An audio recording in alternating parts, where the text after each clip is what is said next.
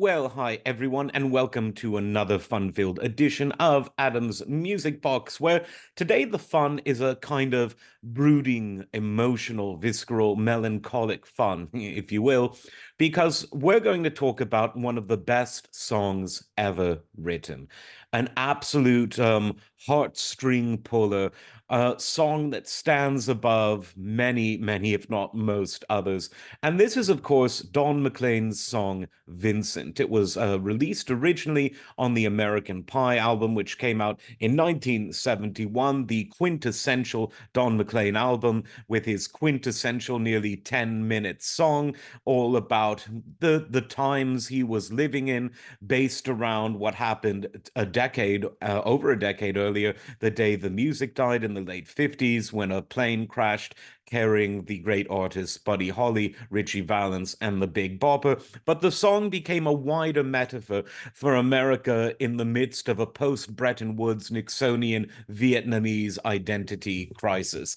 But on that album was also a song that was equally introspective, but of a very different nature, a kind of emotional biography that was one part about a great man and another part about what many great artists go through and what many deeply feeling people go through. And this was the song Vincent, which hit number one in many countries in the summer of 1972 as a single. This song was, of course, all about the Dutch Impressionist painter Vincent van Gogh, sometimes pronounced Van Gogh. Um, Perhaps that's why he didn't actually mention the artist's surname in the song. He simply refers to him as Vincent, which is very interesting, but it also might be because Van Gogh isn't really something that, when sung in English, sounds particularly poetic, but that says maybe. But the song about Vincent was a song about an artist contending with the conformist nature of the world, someone battling what we today might call normies, someone who thought outside the box, painted outside the lines, lived a life filled with all the storm and fire and tragedy that one might associate with the frustrated artist. And in many ways, Van Gogh was the modern template for that kind of artist. And McLean captured that, but it was more than a kind of biography of a man in the way that, for instance, Billy Joel's We Didn't Start the Fire was a biography of most of the second half of the 20th century. It was something very different. It was a song that I think everyone could and many people did relate to. And there's a particular line that really just gets me every time. They did not listen, they did not know how. Perhaps they'll listen now. So, about the artist's vision being rejected, but hope and optimism that the world might come to appreciate or at least try to understand a man's life and vision as reflected in his art. But of course, in the final refrain, Don changes the lyric ever so slightly to "They didn't listen, they're not listening still. Perhaps they never will."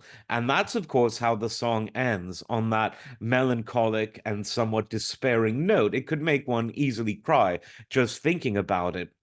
And that's really the sign of a fantastic a wonderful songwriter. And that's exactly what Don McLean is, one of the very, very best of all time.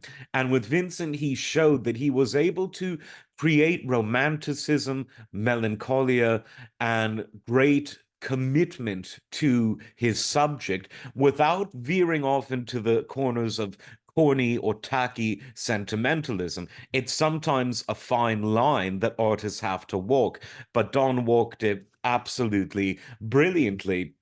And it's why the song has stood the test of time. It's the kind of song that could belong to any era. It could have potentially been a folk song written in the 19th century. It could have been a kind of a vaudevillian or musical song set to a different kind of tempo with different chords, of course, in the 1920s or 30s. It could have been a ballad sung by one of the great crooners of the 1950s. It could have been a kind of Beatles song from the 60s. And so the versatility of it really speaks to Don McLean's quintessential timelessness and the fact that it was being remade by many artists, ranging from Julio Iglesias to, of course, Justin Hayward of the Moody Blues, who in 1988 did an absolutely gorgeous orchestral version of the song and really recreated the original lyric absolutely accurately, but with his own very unique, beautiful vocal style. That version, if I had to pick my favorite cover version, it would without doubt be the Justin Hayward version. And the fact that the song did go number one in so many countries is a further testament to the fact that a song about a painter who, unless you really love impressionistic artwork or are studying it, you might not necessarily think about on a daily basis in 1972 or in 1982 or in 2024.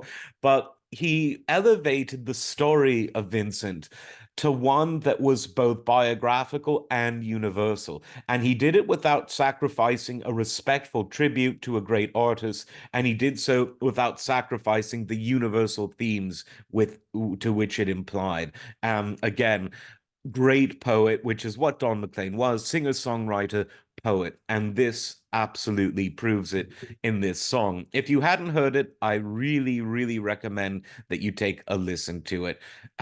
Be prepared to cry if you do, for if you're listening to it for the first time or for the 101st time. Like, subscribe. We will see you next time. Take care.